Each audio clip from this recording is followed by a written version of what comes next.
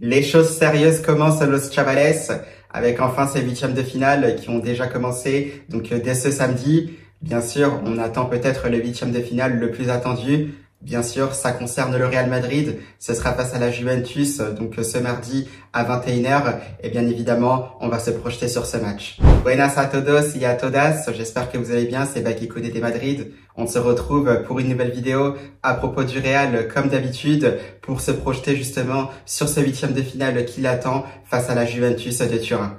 Vamos! Eh bien, Los Chavales, toujours un plaisir de vous retrouver pour parler du Real Madrid, comme j'ai l'habitude de le faire. On avance petit à petit, comme vous le voyez, dans cette Coupe du Monde des clubs. La phase de groupe, c'est bien sûr terminée, avec un Real Madrid au passage qui a fini premier de sa poule, qui rencontrera bien sûr le deuxième du groupe G, donc en l'occurrence la Juventus de Turin, mardi donc à 21h. Un match bien sûr qui sera très attendu. On attend bien sûr une montée en puissance du Real Madrid. On le sait déjà, ce sera pas un match facile face à cette Juventus de Turin qui a quand même beaucoup de talent dans son équipe. Donc voilà, déjà c'est pour commencer. On a vu déjà au passage ce qu'il se passait au niveau des huitièmes de finale. Si vous avez peut-être vu sur ma chaîne YouTube, il y avait effectivement une vidéo où je faisais les pronostics pour ces huitièmes de finale. Et malheureusement, j'ai voulu me mouiller et il semblerait que je me sois bien trompé parce que j'avais parié aussi sur le fait que Botafogo éliminerait Palmeiras. Donc finalement, c'est Palmeiras qui s'est qualifié. Et pareil pour Benfica contre Chelsea, j'avais misé sur une victoire de Benfica. Finalement, c'est Chelsea qui est passé. Donc, ce sera bien sûr un Palmeiras face à Chelsea, donc pour un premier quart de finale. Et bien sûr, après, ça va s'enchaîner. On va avoir aussi le Paris Saint-Germain qui va rentrer aussi dans son huitième de finale. Ce sera face à l'Inter Miami, donc de Lionel Messi. Hâte de voir ce qu'il se passera parce que ce sera aussi un très beau match. Bien sûr, je vais revenir donc sur notre huitième de finale, celui qui concerne le Real Madrid, donc face à la Juventus de Turin. On le sait déjà, donc la Juventus de Turin qui est quand même une belle équipe, qui a quand même aussi du talent donc dans son effectif. On est clair et net et d'accord que ce n'est plus la même Juventus qu'auparavant. Bien sûr, on sait qu'il y a ce changement de génération parce qu'on avait vu aussi une Juventus de Turin qui tutoyait quasiment les étoiles en Europe puisqu'ils ont quand même fait pas mal de finales. Donc sur les dernières années, on les avait vus face au FC Barcelone, on les a vus aussi face au Real Madrid, un FC Barcelone et un Real Madrid qui semble-t-il étaient beaucoup trop forts à l'époque pour cette équipe de la Juventus de Turin qui était quand même aussi fabuleuse. Et là, finalement, il y a eu un petit changement de génération. On a eu aussi un Allegri qui avait quitté la Juventus de Turin. Et c'est vrai que c'est une Juventus qui a baissé aussi au niveau du rythme, qui a du mal aussi à regagner un Scudetto en Italie. Ils n'ont pu faire mieux cette saison qu'une 4e place justement en Serie A. Ça s'est vite arrêté aussi en Champions League puisque je crois que les Bianconeri se sont arrêtés en phase de barrage tout simplement. Il me semble que c'était face au PSV Eindhoven. Donc c'est vrai que ça pouvait être également décevant le fait que la Juventus de Turin sorte bien avant donc dans cette Ligue des Champions. Et malheureusement, comme je vous le disais, un Scudetto qui était très difficile à gagner puisqu'au final, ils étaient assez loin du Napoli, même s'ils n'avaient pas beaucoup de défaites. Je pense que c'est le manque de régularité peut-être au niveau des victoires qui ont compromis justement leur désir de voir un nouveau titre du côté de Turin. Mais sinon, comme on le disait, c'est une équipe de talent. Ça, on l'a vu justement. Donc d'une part, dans les derniers matchs de cette Coupe du Monde des clubs, une Juventus de Turin qui a donc fini deuxième de sa poule. Donc voilà, on a vu que Manchester City était peut-être un peu trop fort, même si je vois que par rapport à certaines compositions d'équipe, il semblerait que leur coach a fait quand même tourner. Parce que d'habitude, de ce que j'ai vu dans les derniers matchs, donc que ça soit face à Wydad ou encore face à Al Ain, on voyait notamment Randal Colomwani, Francisco Conceição ou encore Yildiz. Pareil aussi, on voyait souvent Khéphren Thuram ou encore Pierre Kalulu. Ils n'étaient pas tous là justement dans le match face à Manchester City et malheureusement, ils se seront inclinés et ça les empêche d'éviter le Real Madrid en huitième de finale. Maintenant, leur force aussi à la Juventus, c'est que on voit, parce que c'est un peu aussi des compositions italiennes, j'ai envie de dire, parce que on retrouve notamment ces défenses à 3 défenseurs centraux ou tout simplement à 5, bien sûr un attaquant de pointe et deux peut-être espèces de numéro 10 ou d'ailier entre guillemets qui soutiennent justement les attaques. L'attaquant de pointe en l'occurrence, c'était Randal Colomwani sur les matchs que j'ai vus. Donc bien sûr une Juventus de Turin qui joue aussi très bien, qui peut poser des problèmes avec des attaquants aussi qui peuvent être virevoltants. On a aussi beaucoup de ténacité au milieu de terrain. On peut retrouver les Khéphren Thuram ou encore Weston McKennie qui joue aussi très bien. Donc attention.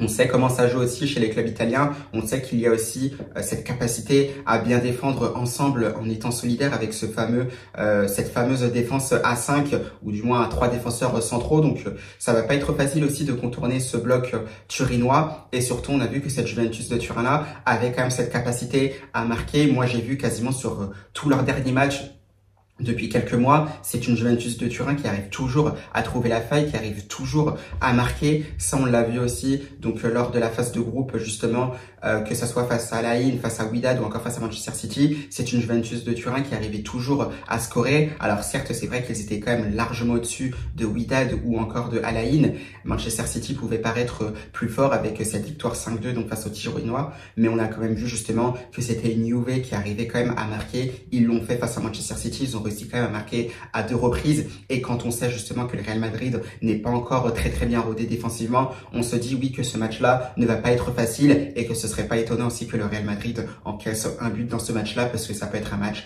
très serré. Donc on le sait, avec des joueurs qui sont vraiment très bons, on sait que ça peut déstabiliser avec des joueurs comme Yildiz ou comme Conceição. Il y a Randal Colomani qui est vraiment très tenace, et voilà, un attaquant aussi qui se bat énormément, qui donne tout pour son équipe, qui va aussi très vite, qui est capable aussi de marquer, qui se place aussi très bien. On a vu sur certaines actions de la Juventus que par moment, il arrivait à très bien se placer, qu'il arrivait aussi à finir ses actions avec brio. Donc attention à ça, parce que la moindre erreur peut coûter très cher dans ce genre de match, surtout quand on sait que les équipes italiennes aussi peuvent être très forts sur l'aspect défensif. Donc voilà, il faudra se méfier de cette équipe de la Juventus de Turin qui ne sera pas facile à bouger, qui ne sera pas facile à battre. Mais c'est vrai qu'en face, maintenant, ça reste un Real Madrid qui va arriver. Alors certes, c'est un Real Madrid qui est encore en train de s'améliorer, qui est encore en train d'apprendre justement ce que Xabi Alonso attend de cette équipe-là. Même si on a vu du mieux face à Salzbourg, on a vu aussi du mieux face à Pachuca. Ça a été évidemment assez compliqué, bien sûr, face à Al Hilal. Mais pour moi, avec beaucoup de respect que j'ai justement pour les équipes que nous avons affrontées, donc en phase de groupe, je pense que la Juventus de Turin, c'est bien sûr un cran au-dessus. Il faudra élever justement le niveau pour le Real Madrid. Ça tombe très bien parce que ça a l'air d'être monté en puissance justement face à Salzbourg. Il y a potentiellement une composition d'équipe qu'on pourrait attendre justement face à la Juve. Donc bien sûr, à voir, je pense que ça peut être la même composition que face à Salzbourg. Le petit hic finalement, ce serait entre Rudiger et Raúl Asensio qui sera bien sûr de retour de suspension, qui commencera entre les deux parce que je pense que Dino Huyssen, là-dessus, ça ne bougera pas. Les Thibaut Courtois, pareil, ça bougera pas dans les buts. Fran Garcia, ça ne bougera pas, je pense, côté gauche. Trent Alexander-Arnold qui continuera de prendre ses marques, ça restera bien sûr arrière droit. Je pense que Tchouaméni restera bien sûr en sentinelle. Bien épaulé, bien sûr, avec des Arda Güler, Jude Bellingham et bien sûr Fede Valverde, Vinicius Junior en pointe, bien sûr, ça ne bougera pas. La question, justement, c'est par qui sera-t-il accompagné? Est-ce que ce sera par Gonzalo Garcia, qui aura quand même été très intéressant, justement, dans cette phase de groupe, ou justement, est-ce que ce sera Kylian Mbappé qui sera de retour, donc, dans son 11 de départ? C'est vrai que ça reste assez énigmatique de ce côté-là. On peut s'attendre, bien sûr, à ce que ça soit le Français qui soit titulaire d'emblée dans ce match-là. Pourquoi? Parce que tout simplement, cette marge est minime justement pour accéder au quart de finale justement de cette Coupe du Monde des clubs. La moindre défaite, et bien tout simplement, c'est l'élimination directe. Donc, est-ce qu'on peut se permettre tout simplement de laisser Kylian Mbappé de côté pour ce match-là? Eh bien, ça dépend. Je suis pas sûr que Xabi Alonso soit de cet avis-là, à moins tout simplement que Kylian Mbappé ne soit pas prêt, ce qui laisserait donc la place à Gonzalo Garcia, qui a été très bon et qui apporte vraiment quelque chose en plus à ce Real Madrid. On le sent notamment. Donc dès les premières relances adverses, ce pressing aussi qui se met en place côté Real Madrid avec un Gonzalo Garcia qui est vraiment très courageux. En plus de ça, il a quand même beaucoup de talent. On a bien sûr entendu qu'il y avait pas mal de similitudes justement avec Raúl González, la légende emblématique du Real Madrid. Pour moi, après ce n'est que mon avis, mais c'est comme si pour moi c'était aussi le meilleur joueur de l'histoire du Real Madrid, Raúl González, donc par son vécu justement au Real Madrid, par rapport à tout ce qu'il aura apporté à son club, tout en sachant aussi qu'il a été formé au Real Madrid. Donc c'est pour ça aussi que pour moi je le vois un peu comme le meilleur joueur de l'histoire du Real Madrid, même si c'est vrai que Saliker, bien sûr Casillas a son mot à dire de ce côté-là, mais c'est vrai que ces deux-là, je les trouve un peu comme étant les meilleurs joueurs de l'histoire du Real Madrid, même si de façon objective, ça peut être Cristiano Ronaldo, bien évidemment, ça là-dessus je ne le reprocherai à personne.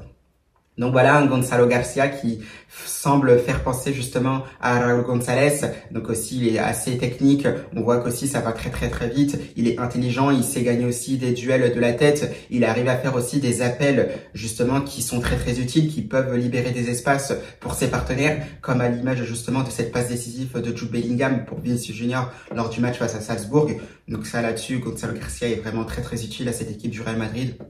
Et bien évidemment, je ne serais pas surpris qu'il soit aligné justement face à la Juventus de Turin, à voir justement avec l'état de santé de Kylian Mbappé. Ça, de toute façon, Xabi Alonso nous donnera des réponses. Il y aura une conférence de presse qui arrivera. Il me semble que ce sera la nuit de lundi à mardi, étant donné que le match sera mardi soir à 21h. Je crois que ça fera 15h, 16h heure locale. Donc bien sûr, on a hâte d'y être. On a hâte de voir aussi la conférence de presse de Xabi Alonso. Je ne sais pas si je la suivrai en direct, Los Chavales. On verra bien, quoi qu'il arrive. Si je peux pas la suivre, j'essaierai de mettre un petit contenu donc sur un format TikTok ou Shorts sur YouTube, Reels pour Instagram et Facebook, où justement on pourra analyser un ou deux mots bien sûr de Xabi Alonso en vue de ce match face à la Juventus de Turin. Donc voilà, déjà par rapport à ça. Et puis bien sûr, on a vu le retour d'Hendrick donc dans l'effectif madrilène. Donc ça fait extrêmement plaisir. Un Brésilien qui a l'air d'être guéri justement de la blessure qu'il avait subie. Il me semble que c'était contre le FC Séville, donc dans l'un des derniers matchs de la Liga. Donc Hendrick qui était tout heureux de retrouver ses partenaires dans le camp de base du Real Madrid. On a vu des photos avec Kylian Mbappé, avec d'autres joueurs comme Vinicius Junior ou encore Modric. Donc ça fait extrêmement plaisir. Hendrick, comme vous le savez, de par ce qu'il a montré justement lors de la saison qui est en train de se terminer. Donc dès lors qu'Ancelotti faisait appel à lui, on a vu qu'il était vraiment très très intéressant. Ça peut vite prendre la profondeur. Ça a aussi une qualité de finition qui est assez hallucinante pour un joueur de son âge. Donc bien sûr, il aura son apport pour le Real Madrid, tout en sachant que pour moi, il peut également évoluer sur un côté. Donc tout ça, ça va être très très intéressant. Pas sûr justement qu'il participe au reste de la Coupe du Monde des clubs, mais ça peut être très très intéressant pour la saison qui arrive, parce que ça donne aussi beaucoup plus d'options à Xabi Alonso, tout en sachant qu'il y a aussi des joueurs comme Mastantuono qui rejoindront le Real Madrid après cette Coupe du Monde des clubs. Et aussi peut-être l'autre bonne nouvelle de ce qui circule, c'est que Camavinga se sentirait vraiment très très bien. On pourrait voir justement le joueur français apparaître dans la liste des joueurs convoqués pour le Real Madrid. Donc vraiment une très très bonne nouvelle, parce qu'on le sait, Camavinga aussi, il apporte quelque chose aussi en plus à ce Real Madrid-là. C'est bien sûr différent d'un Aurélien Tchouaméni, parce qu'on a un Aurélien Tchouaméni justement qui peut rester lui vraiment en sentinelle, qui peut faire aussi le troisième défenseur central quand on est un peu plus aussi en face défensif. Alors que Camavinga, c'est vrai que lui, quand il reste en sentinelle, il a aussi cette capacité justement à se projeter vers l'avant, à créer des espaces, puisque justement c'est plus un dépassement de fonction. Et ça, c'est vrai que ça apporte quelque chose en plus, parce que cette qualité de percussion qu'a le français, c'est vraiment très très intéressant. Moi, ce que j'aimerais voir aussi avec Camavinga, c'est le voir beaucoup plus prendre sa chance justement dès qu'il en a la possibilité, parce que je trouve quand même avec sa patte gauche, il a quand même une belle qualité de frappe et il devrait beaucoup plus s'en servir. Maintenant, à voir s'il sera aussi intégré justement donc dans l'effectif du Real Madrid dès lors que ce sera le 8e de finale, donc face à la Juventus de Turin. On verra, parce que Xabi Alonso a aussi plusieurs options. Donc voilà, dans l'ensemble, ce sont de bonnes nouvelles. On a vu un Kylian Mbappé, comme vous l'avez vu, qui a quand même maigri. Donc je pense que c'était dû à la convalescence qu'il avait. Maintenant, à voir comment il va se sentir. On l'a quand même vu par moments tout sourire. Est-ce qu'il va jouer justement face à la Juventus de Turin? Ça reste à voir. Maintenant, on a vu aussi que le Real Madrid attendrait justement que Kylian Mbappé fasse les efforts défensifs comme son équipe. Mais ça, j'ai envie de dire, pour moi, ce n'est pas forcément des infos qui surprennent. Je pense que le Real Madrid attendait, même quand Kylian Mbappé était arrivé l'été dernier du côté du Real Madrid, justement, que le joueur français défende tout simplement comme son équipe, que ça soit vraiment un bloc collectif vraiment uni qui attaque ensemble et qui défend ensemble, qui réfléchit également ensemble pour déstabiliser ses adversaires sur le terrain, donc par des phases de jeu vraiment intéressantes. Donc pour moi, ce n'est pas forcément une surprise, c'est des infos que je trouve qui sortent finalement à retardement, parce que finalement c'est la logique des choses que Kylian Mbappé se mette au diapason justement de son collectif. Là-dessus, il n'y a pas forcément de surprise. On sait bien sûr ce qu'il peut apporter justement si les mouvements entre lui et Vinicius, voilà, sont synchronisés, si ça s'accorde bien sûr avec des Jude Bellingham et des Federico Valverde, ça là-dessus, si ça se passe bien, si Kylian Mbappé bien sûr se met justement au cœur du projet du Real Madrid, que ça tire vraiment dans un seul et même sens, je pense que c'est un Real Madrid qui peut faire très très mal, et dès justement ce mardi en huitième de finale face à la Juventus, mais pour ça il faut que les joueurs bien sûr soient très coordonnés et tirent, comme je disais, dans le même sens. Et ça bien sûr on le saura, parce que Kylian Mbappé pourrait être très très utile à cette équipe du Real Madrid. On l'a vu encore une fois face à Salzbourg, la force de ce Real Madrid là pour l'instant, c'est vraiment cette transition rapide, c'est vraiment dès que ce Real Madrid aussi part en contre-attaque avec ses attaquants, ça explose très très vite. On l'a vu avec Vini Junior, on l'a vu avec Gonzalo Garcia, on n'a pas encore vu justement avec Endrick qui va aussi également très vite. On peut le voir également aussi avec un Kylian Mbappé, et on attend justement de le voir avec le joueur français, parce qu'on le sait, le joueur français est vraiment une fusée, surtout dès lors qu'il est lancé, ça va très très vite aussi dans les premiers mètres, ça explose vraiment, et ça peut être très très intéressant. Maintenant à voir, j'imagine que Xabi Alonso a essayé de travailler des schémas de jeu avec Kylian Mbappé et avec Vini Junior. On attend de voir bien sûr ce que ça pourrait donner dans ce match face à la Juventus de Turin. Donc voilà, Los Chavales, c'est vraiment ce que j'attends certainement au niveau de la compo. Ça peut être bien sûr une défense à 4, donc Thibaut Courtois dans les buts, Trent Alexander-Arnold donc à droite. Je pense que je partirais plus sur un Rudiger avec Dino Essen dans l'axe, Fran Garcia à gauche, un Aurélien Tchouaméni en sentinelle qui peut revenir justement en défense centrale. Donc dès lors que le Real Madrid sera en phase défensive, ou tout simplement dès lors aussi qu'on a le ballon qui est récupéré, donc dès qu'on est en phase de possession, avec des latéraux comme Trent Alexander-Arnold et Fran Garcia qui vont monter d'un cran justement. Donc, ce qui permettra aussi de jouer chez le camp de l'adversaire, à savoir la Juventus de Turin. Bien sûr, les milieux de terrain avec Jude Bellingham, Valverde et Arda Güler. Et moi, je partirai pour l'instant donc sur un Vinicius Junior avec un Kylian Mbappé à voir, parce que ça peut être le petit changement, même si c'est vrai que ça pourrait paraître logique que Gonzalo Garcia soit aligné d'entrée, parce qu'on peut estimer qu'un Kylian Mbappé n'est pas forcément prêt, ou du moins qu'il a besoin de revenir petit à petit et qu'il pourrait commencer sur le banc et rentrer en cours de match. Donc voilà, Los Chavales, ce sera tout pour cette vidéo.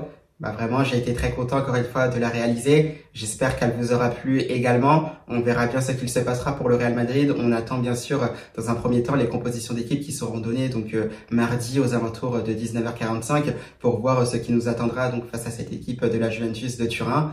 Bien sûr, j'essaierai de laisser des petites infos concernant la conférence de presse de Xabi Alonso qui sera certainement dans la nuit de lundi à mardi. Et moi, tout simplement, je vais vous souhaiter une belle fin de week-end. Si jamais vous regardez le huitième de finale entre le Paris Saint-Germain et l'Inter Miami, je vous souhaite vraiment un bon match, de vous régaler avec, bien sûr, on espère une victoire du Paris Saint-Germain.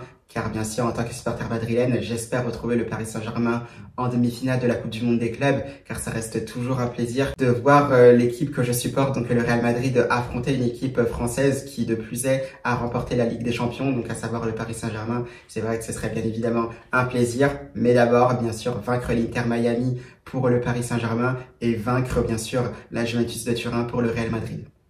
Eh bien, belle fin de week-end à tous, Los Chavales, et à la Madrid!